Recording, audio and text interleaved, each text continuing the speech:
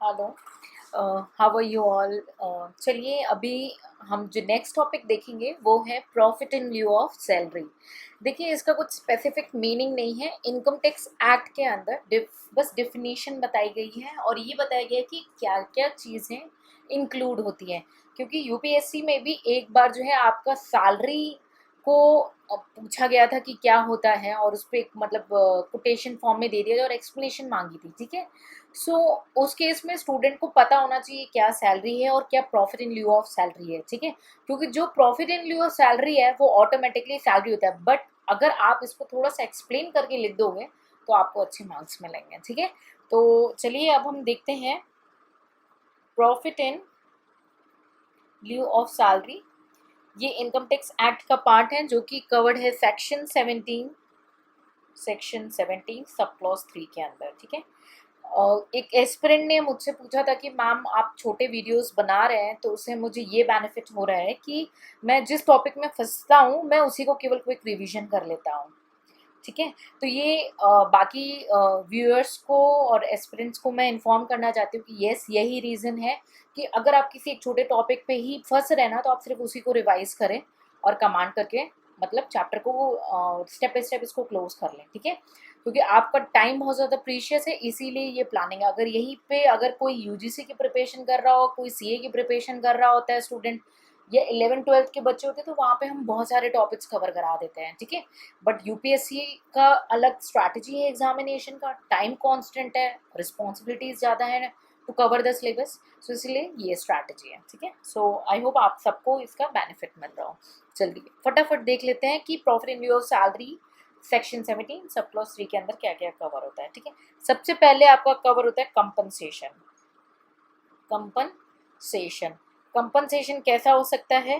Compensation due भी हो सकता है और रिसीव्ड भी हो सकता है, ठीक है। कंपनसेशन ड्यू और रिसीव्ड हो सकता है, और प्रेजेंट एम्प्लॉयर से मिला हो सकता है, और फॉर्मर यानी पुराने एम्प्लॉयर से भी मिला हो सकता है, ठीक है।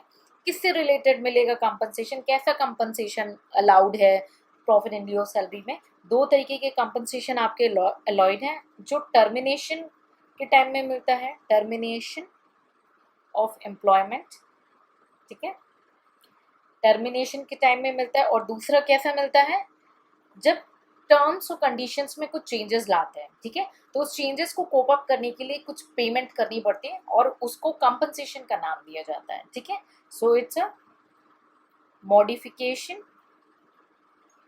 किसका मॉडिफिकेशन होगा? टर्म्स एंड कंडीशंस का। किसके रिलेटेड होंगे? ऑब्वियसली एम्प्लॉयमेंट से रिलेटेड होंगे, ठीक है। So it's a compensation due or received from the present or the former employer in connection with termination of employment or modification of any terms or condition of employment, ठीक है। सो ये पहला point है जिसका मतलब जो profit in lieu of salary का point है। सेकेंड जो पॉइंट है, जो अमाउंट रिसीव होता है किससे? अनरिकॉग्नाइज्ड प्रोविडेंट फंड से। अनरिकॉग्नाइज्ड प्रोविडेंट फंड यूआरपीएफ से कैसा अमाउंट रिसीव्ड होगा? एनी अमाउंट रिसीव किससे हो रहा है? Unrecognised provident funds. लेकिन उसमें तो सारे लोग कंट्रीब्यूट करते हैं, एम्प्लॉयर और एम्प्लॉय, तो किसका आएगा? यस, एम्प्लॉयर का कंट्रीब्यूशन आएगा और उस कंट्रीब्यूशन का इंटरेस्ट। एम्प्लॉयर का कंट्रीब्यूशन और इस कंट्रीब्यूशन पे जो इंटरेस्ट था, ठीक है। सो ये क्या कहलाएगा? Yes, profit in lieu of salary. मैं रीड करूंगी in words. any amount received any amount received from an unrecognized provident fund to the extent of employer's contribution along with the interest on such contribution. I hope it's clear. चलिए third point देखते हैं। Third point जो है keyman insurance policy से जो amount मिलता है, keyman insurance policy, ठीक है।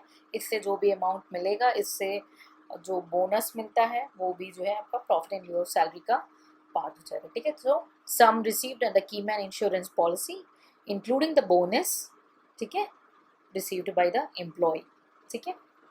नेक्स्ट फोर्थ पॉइंट क्या है profit and lieu of salary. Fourth point होगा कोई भी अमाउंट जो मिल रहा है एम्प्लॉयमेंट के ज्वाइनिंग से पहले या छोड़ने के बाद, ठीक है, ज्वाइनिंग से पहले या छोड़ने के बाद बीच की जो अमाउंट है वो तो ऑटोमेटिकली आपकी सैलरी होती है, ठीक है, वो ऑटोमेटिकली आपकी सैलरी कहलाती है। तो कोई भी सम मिल रहा हो, एनी सम रिसीव्ड, कैसे मिल सकता है, किसी भी तरीके से मिल सकता है, लमसम में मिल सकता है ये, और आपको एक लॉट में फिक्स कर दिया जाता है, या अदरवाइज किसी भी तरीके से मिल रहा हो। सो सम रिसीव्ड, ठीक है, any kind of sum received either in lump sum और अदरवाइज फ्रॉम एनी पर्सन, किसी भी पर्सन से मिल रहा हो, फ्रॉम एनी पर्सन। कब मिलेगा भाई, बीच में मेडियोकर्स भी तो कई बार जुड़े रहते हैं एम्प्लॉयमेंट के केस में। कब मिलेगा, आइदर बिफोर ज्वाइनिंग, ज्वाइनिंग से पहले, बिफोर ज्वाइनिंग हिज एम्प्लॉयमेंट, उसने ज्वाइन करने से पहले उसे मिला, ठीक है, या आफ्टर सिसेशन ऑफ एम्प्लॉयमेंट, ठीक है, ऑफ एम्प्लॉयमेंट, ठीक। सो क्या हुआ, एनी सम रिसीव्ड, एनी सम रिसीव्ड किस फॉर्म में, लमसम फॉर्म में या किसी भी अदर फॉर्म में, किससे मिल सकता है, फ्रॉम एनी पर्सन, ठीक है। कब मिलेगा, वो मिला होगा sum either before joining the employment और after the cessation of employment, ठीक है। Fifth and the last point which is come under the profit in lieu of salary as per section 17 sub clause 3 is किसी भी प्रकार की payment मिल रही हो, any payment, अब बहुत ही ब्रॉडर टर्म दे दिया, एनी पेमेंट किससे मिल रही हो, प्रेजेंट एम्प्लॉयर से मिल रही हो या फॉर्मर से मिल रही हो, ठीक है, किसी प्रकार की भी पेमेंट हो जो प्रेजेंट से मिल रही हो या फॉर्मर से मिल रही हो, वो profit in lieu of salary है। बट एक्सेप्शन है, एक्सक्लूडिंग, मतलब कि ये जो मैं चीज़ें मेंशन करने जा रही हूँ ये प्रॉफिट ऑन ल्यू ऑन सैलरी का पार्ट नहीं बनेंगे, ठीक है। क्या क्या चीज़ें जो आइटम कवर्ड है आपका, ये मैं फ्यूचर में डिटेल वीडियोस में कवर कराऊंगी, अभी सिर्फ सेक्शन बता देती हूँ, एक ओवरव्यू आपको, ठीक है। सेक्शन 10(10)A में, ठीक है, सेक्शन 10(B) में कवर है आपका, उसके बाद सेक्शन 11, ठीक है, फिर 12, फिर सेक्शन 13 और सेक्शन 13A के अंदर, ठीक है। सो ये सारी चीज़ें जो हैं, सॉरी सेक्शन 10B है, नॉट 10(10)B, ठीक है। Section 10(10)A, 10B, 11, 12, 13 and 13A, ठीक है। सो मैं आपको एक बार रिकॉल करा दूंगी quick, profit in lieu of salary is covered under the income tax act section 17 sub clause 3, okay. So the first point is the compensation is due or received from the present or the former employer, ठीक है, in connection with termination of the employment or modification of terms and conditions of the employment.